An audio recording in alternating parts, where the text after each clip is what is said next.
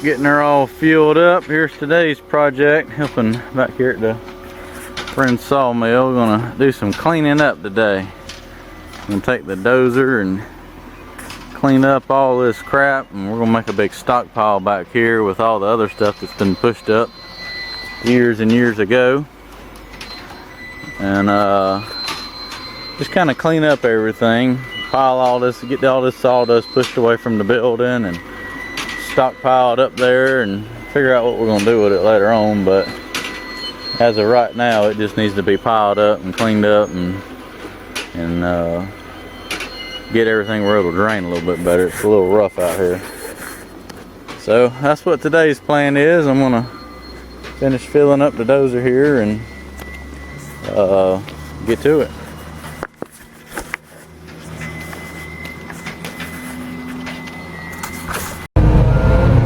So what I'm going to do, this was a old sawmill, been here for years and years, and they just pushed all the barks and sticks up in the piles. Well, they brought it out, and same with this old wood here and stuff. I'm going to push it all up, and I got another pile right here.